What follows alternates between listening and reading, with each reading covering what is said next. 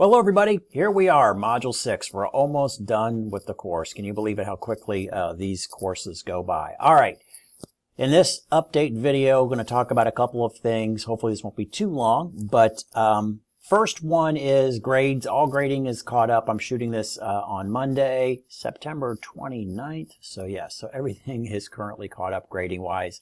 You can go in there and see your points. Everybody's doing pretty much a fantastic job.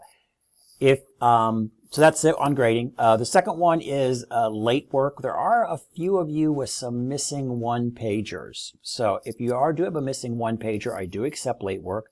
There is a small deduction on points, to be fair, to those people that turned it in. However, missing 60 points is gonna leave a mark. So my suggestion to you is to get those one-pagers done and make sure that you have them in before the last day of the class, which will be Sunday of Module 7. So again, I do accept late work, and it's definitely worth it for you to get those points.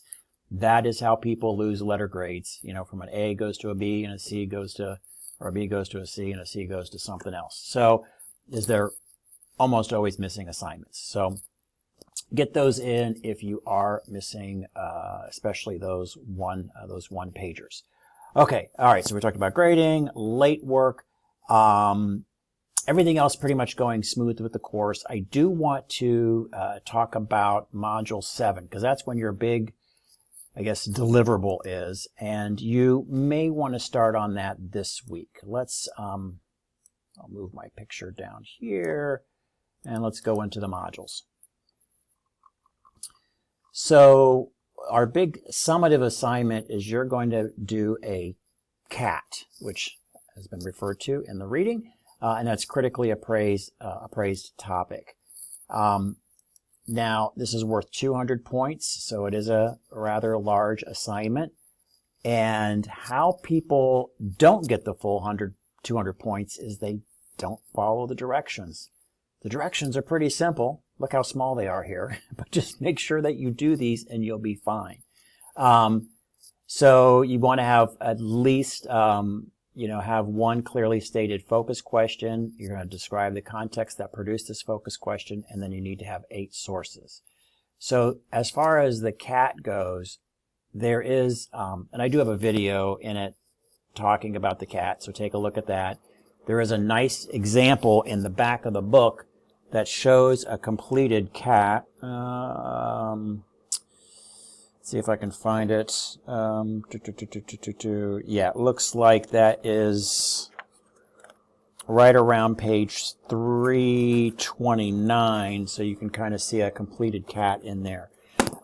What they are, they're basically like an annotated bibliography with some extra stuff on it. So, and it shouldn't be too difficult to find, the 8 sources that you're going to need regarding, your focus question. Now, the other thing is format. So just use the template I provide in Module 6. So this week, I'm pretty sure I have it in Module 6. Let me double check here. Yeah, so we got the CAT assignment and we got the CAT template Word document. So just, I would use this because it's already laid out for you. It's going to show everything that you're going to need to complete that CAT. Again, make sure you got solid sources on there. I will go through and double check the sources. So when I started this particular assignment was before actually AI.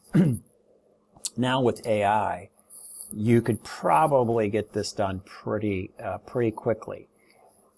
Now, when you are looking for sources using AI, you probably heard about hallucinations. So it will, especially in the early days of AI, like 18 months ago, AI would just make up a source. You would always have to double check.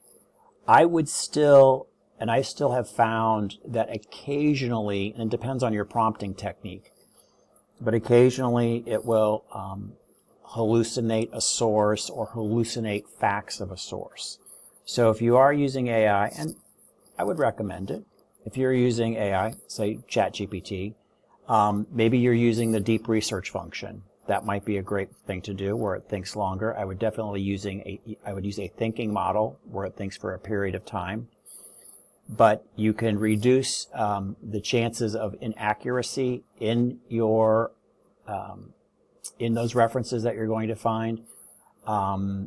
It typically now doesn't hallucinate the whole thing, but there are some prompting techniques to greatly reduce hallucinations, and that is, again, my recommendation. When you're prompting it, ask it not to use any internal training data. So only use data from verifiable sources on databases on the web. And when you do that, you tell it not to use what's in its own brain, which then it can kind of, the way these LLMs work is they can kind of then make up stuff out of their own brain.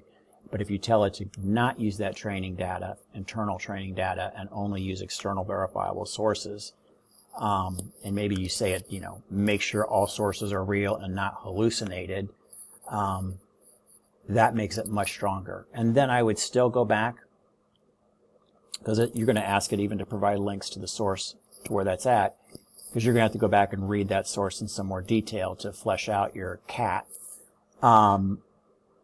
Again, double checking, double check on it. But it will take that research process, what might have taken maybe a couple of hours to flesh out your 8 sources, might take it down to 30 minutes, because it'll find the sources for you pretty quickly, and then you just need to do your due diligence to make sure they're valid, understand the context of those sources, and then to complete your cat. So there's my take on it.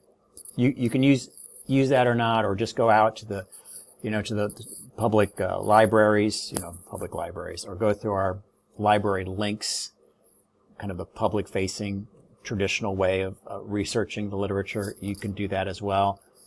Just might take you a little bit longer to sift through that information. Okay, so there's that. So my recommendation is to start working on your cat this week. If you find you're already through these assignments and you're for module 6, week 6, spend some time working on that cat, so you're not too stressed next week. And you can get that in, and you can finish up the course. I see some of you are already doing the extra credit, which is great. It's there if you need it. Okay, that pretty much covers it for this week. Everybody have a great week, and I'll check in with you in our final module, Module 7, next week. Thanks.